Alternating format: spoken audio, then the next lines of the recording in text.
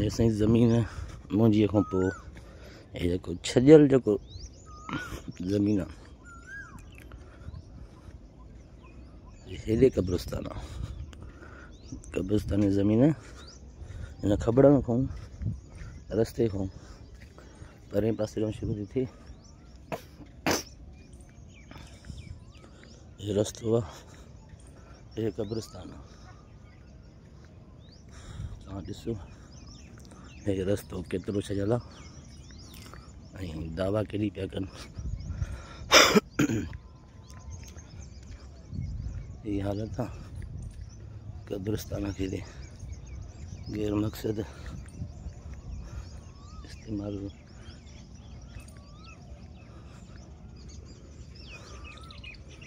हे साईं हे ॾिसो केतिरो परे आहे ज़मीन क़ब्रिस्तान खां। उनजे दंग खां पोइ बि कुझु अना परस्त कुझु बेकार ज़हन जा माण्हू इहो ईअं कनि पिया। इल्ज़ाम तराशी मुंहिंजो ज़मीन खां ॾिसो केतिरो फ़ासिलो परे थियल आहे।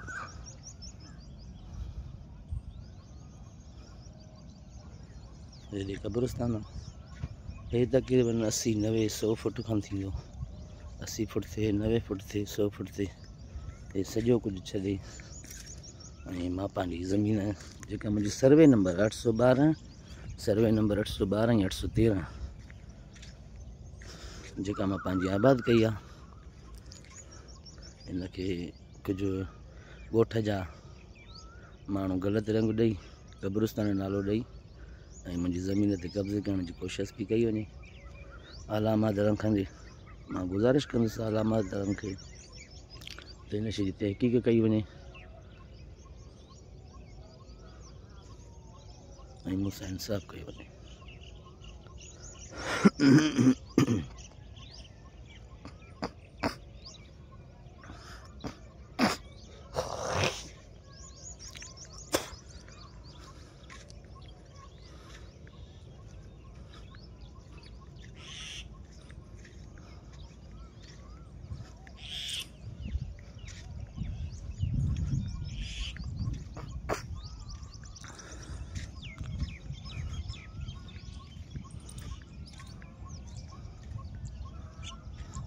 हे लोड़ो, हे निशान आहे क़ब्रिस्तान जो। कब्रिस्तान जो हिन निशान के अंदर कब्रिस्तान जी हवाले ज़मीन, लेकिन असां ये हेतरी ज़मीन जो टुकड़ो इन कब्रिस्तान जे करे पंहिंजी ज़मीन मां फिटी कयो आहे।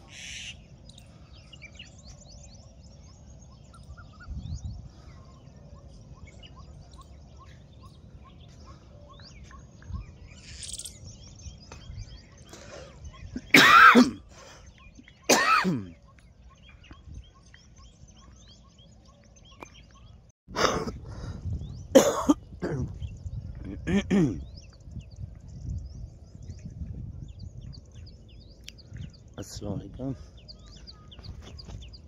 साईं, जीअं त हीअ मुंहिंजी ज़मीन आहे, सर्वे नंबर 812 813। हीअ जंहिं ते कुझु माण्हू इहो तंज़ पिया कनि, एतिराज़ पिया कनि त हीअ ज़मीन कब्रिस्तान जो नालो ॾेई करे कब्ज़ो करणु था चाहिनि। कब्रिस्तान जी 26 एकड़ ज़मीन आहे, जेका मुंहिंजी ज़मीन खां 60 फुट जो माना रस्तो छॾियल आहे। 60 खां 70 फुट 80 फुट थींदो जेको रस्तो छॾियल आहे, उन खां बाद परते कब्रिस्तान आहे। मां कब्रिस्तान जे करे 20 फुट पंहिंजी ज़मीन दग में ॾेई छॾी आहे, रस्ते में ॾेई छॾी आहे। हिते तमामु घणी वारी दड़ा हुया, उनखे क्लियर कराए हाणे जॾहिं आबादी मां पंहिंजी कई आहे गैराबाद ज़मीन, त ॻोठ वारा कब्रिस्तान जो ग़लति रंग ॾेई ऐं मूंखे हिरासा करण जी कोशिशि पिया कनि, मुंहिंजी ज़मीन ते कब्ज़े करण जी कोशिशि पिया कनि। हालांकि मां ज़मीन असांजा वॾा तक़रीबन 80-90 साल खां वठी इहे ज़मीन आबाद कयूं पिया अथनि, अॼुकल्ह जी न आहे। तव्हांखे ॾेखारियां जेको कब्रिस्तान जो रस्तो आहे उहो केतिरो आहे।